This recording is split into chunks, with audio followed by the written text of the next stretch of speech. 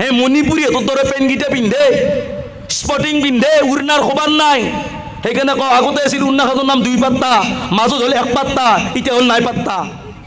গিৰিয়েকৰ ওচৰত জহুদনীটো খবিশ্ৰেণী হৈ থাকে, লেতেৰা একদম, হাতত কাজাল, নাকত কাজাল, মুখতো কাজাল, হাতেদি মুখ মোচাতে মুখতো লাগিল কাজাল, আৰু বেলেগৰ বেট যাওঁতে বা লিপষ্টিক চাব তাৰ আঁঠুৰ তলত।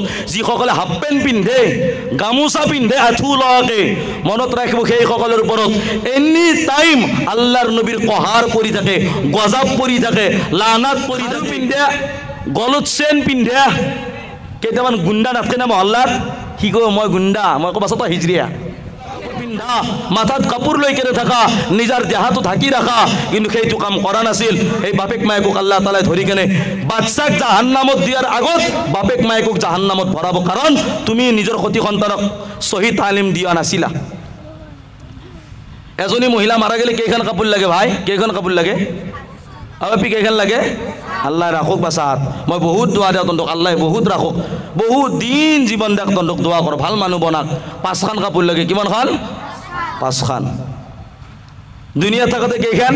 সোধে মেক্সিটো আৰু উৰনাখান হ'লে হ'ব দে, বেলেগ নহ'লে নাই। পুৰা গাঁৱলীয়া ভাষাত কৈছোঁ, বুজি পোৱাত সহজ হৈছে। দুনিয়াত থাকোঁতে উৰনাও নাই ভালকে, ৰাস্তা বাটে ঘাটে যেনেকৈ ওলাই থাকে, বেয়া লাগে দেখি কেনে। আকৌ মাৰা যোৱাৰ পিছত সেইজনী মহিলাৰ গিৰিয়েকে চকুৰ পানী মুচি মুচি আহে, হুজুৰ আমাৰ মায়াক মাৰা গেছি, কেইখন কাপোৰ লাগবনো? মই কওঁ কেইখন কাপোৰ লাগে? মেক্সিটো নাই, সেইটো দি থৈ যা। যাক দুনিয়াত থাকোঁতে একেলগে গ্ৰাউণ্ড পিন্ধে, খাটা খাটা, হে মণিপুৰী তোৰ দৰে পেণ্টকেইটা পিন্ধে, স্পটিং পিন্ধে, উৰনাৰ খবৰ নাই। সেইকাৰণে কওঁ আগতে আছিল উৰনাখনৰ নাম 2 পাত্তা, মাজত হ'ল 1 পাত্তা, এতিয়া হ'ল 9 পাত্তা। তাৰ পাত্তা নোহোৱা হৈ গ'ল। এই অৱস্থা আমাৰ বৰ্তমান মুছলমান সমাজৰ ল'ৰা ছোৱালীৰ। আজি আপোনাৰ বিবিৰ, মোৰ বিবিৰ এই অৱস্থা হৈ আছে। আজি আপুনি মই কৈছোঁ মুছলমান হয়, কৈছে সেইজনী মহিলা জাহান্নামী, সেইজনী মহিলা জাহান্নামী, যিজনী মহিলা দুনিয়াত থাকোঁতে পৰ্দা নকৰাকৈ আছিল, টাইট কাপোৰ পিন্ধি, খাটা কাপোৰ পিন্ধি কেনে, চুলিত ষ্টেপ কৰি কেনে, উৰনা নলাই কেনে, হিজাব নলাই কেনে, বাপ পুৰুষক দেখাই কেনে আছিল। বিয়া সভা শ্বপিঙত যেতিয়া যায়, ভোজ খাবা যেতিয়া যায়, কি একেবাৰে চিনেমাৰ হিৰইনী হৈতে যায়, কিন্তু ঘৰত থাকোঁতে খবিশ্ৰেণীটো আৰু সেই জহুদনীটো হৈ পেলাই থাকে। গিৰিয়েকৰ ওচৰত জহুদনীটো খবিশ্ৰেণী হৈ থাকে, লেতেৰা একদম, হাতত কাজাল, নাকত কাজাল, মুখতো কাজাল, হাতেদি মুখ মোচাতে মুখতো লাগিল কাজাল, আৰু বেলেগৰ বেট যাওঁতে বা লিপষ্টিক চাব তাৰ। বহুত মহিলাৰ, বহুত পুৰুষৰ গাত লাগি যায় মই এনেকুৱা কথা ক'লে, কাৰণ ছ'চিয়েল মিডিয়াত পাই থাকে, মোৰ বয়ানবিলাক পাই, বহুতে কমেণ্ট মাৰে, মাৰিলি কি হ'ল? মই জানো ৰাস্তা দি গেলি কুকুৰ আহি পুৱে, কুকুৰে ভক ভকলি সতি কি মই কি কুকুৰক ভয় কৰি নাযাৱাকৈ থাকিম? ভাল বাগান ল'ম, যদি চান্স পাওঁ হ'ম, আৰু যদি নহয় চাইডেদি গুচি যাম, কিন্তু কোৱাটো কম, মই কোৱাটো কম। একিন কৰক আখেৰী জামানাত, এতিয়া আল্লাহৰ নবীয়ে সেইকাৰণে দুনিয়াৰ পৰা বিদায় হোৱাৰ আগত কৈ গৈছে, আখেৰী জামানাত এনেকুৱা এনেকুৱা উম্মতি মহিলা পুৰুষ আহিব, যিসকলে নেকি নামৰ উম্মতি হ'ব, আল্লাহৰ বান্দি বান্দা হ'ব, মোৰ উম্মতি উম্মত হ'ব, কিন্তু সিহঁতে কামত ইহুদি নাচাৰাক ফ'ল' কৰিব। পুৰুষ মাৰা গেলি কেইখন কাপোৰ বাচা? 3খান। আকৌ দুনিয়াত থাকোঁতে সেই এই চাৰে একেলগে হাফ পেণ্টটো, জোনাবক দেখাব লুংগি আনে এনেকৈ থাকে। মই কওঁ এই তল ওপৰটো খুলি যাব বেছিকৈ, কিন্তু জোনাবোৰ কিহোৰ ভয়? সেইজন বান্দা কায়ামতৰ দিনাই আৰচুৰ ছায়াৰ তলত জাগা নাপায়, সেইজন বান্দা কায়ামতৰ দিনাই আৰচুৰ ছায়াৰ তলত জাগা নাপায়, যিজন বান্দাই দুনিয়াত থাকোঁতে আঁঠুৰ ওপৰত খাৰগাঁঠিৰ তলত কাপোৰ পিন্ধিছিল। কক নাউজুবিল্লাহ। বুজি পাইছে? মহিলাৰ কাৰণে খাৰগাঁঠিৰ তলত, পুৰুষৰ কাৰণে খাৰগাঁঠিৰ ওপৰত আঁঠুৰ তলত, যিসকলে হাফ পেণ্ট পিন্ধে, গামোচা পিন্ধে আঁঠু লগাকে, মনত ৰাখিব সেইসকলৰ ওপৰত এনি টাইম আল্লাহৰ নবীৰ কহাৰ পৰি থাকে, গজাব পৰি থাকে, লানাত পৰি থাকে। ৰহত তলে যাক সেইসকল, যিসকলে নেকি আঁঠুৰ ওপৰত কাপোৰ পিন্ধে। আল্লাহ হিফাজত কৰক, আল্লাহ বুজাৰ তৌফিক দান কৰক। আমিন কওক, আমিন কওক।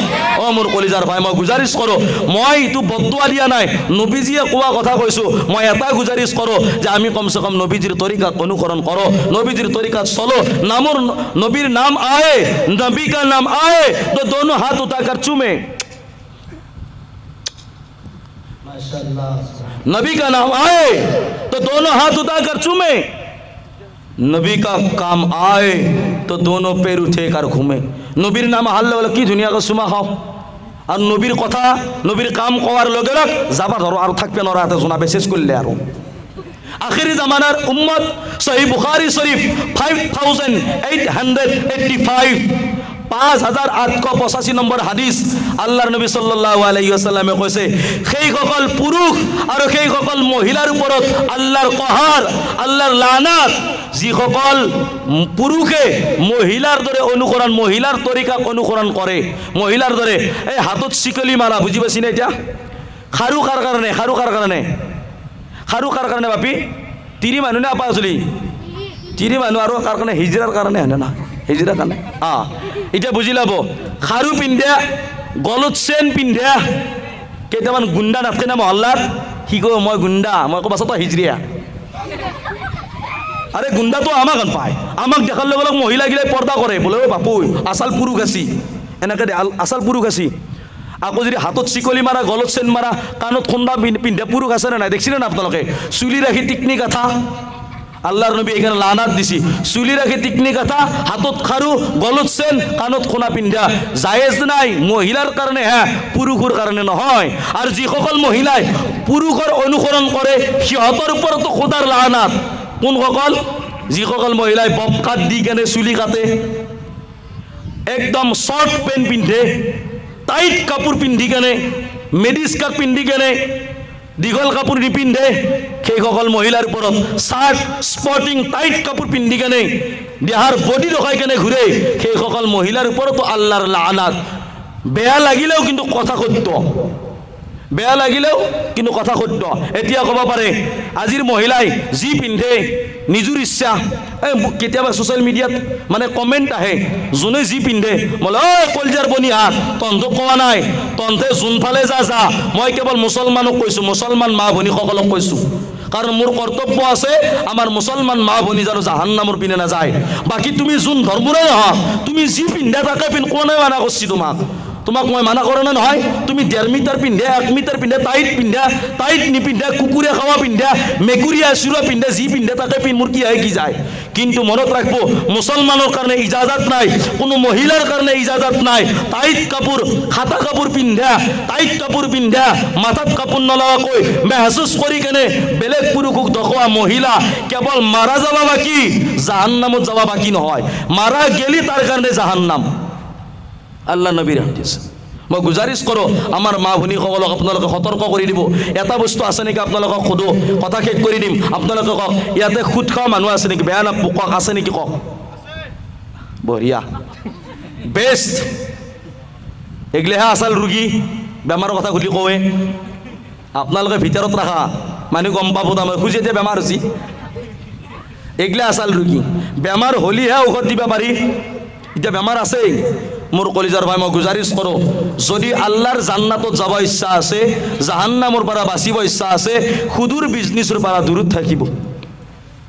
ইয়ামহাকুল্লাহুর রিবা ওয়া ইউরবিস সাদাকাত ওয়াল্লাহু লা ইউহিব্বু কুল্লা কাফারিন আসীম।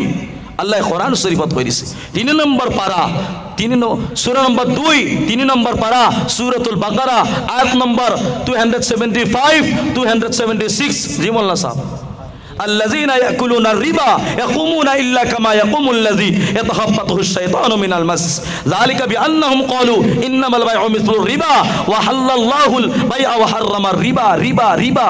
এটা আনতে ভাববে পারে হানি সিংহর গান নেকি? এইটো নহয়। এই রিবা শব্দটো হৈছে সুদ, সুদৰ কথা আল্লাহে কৈছে।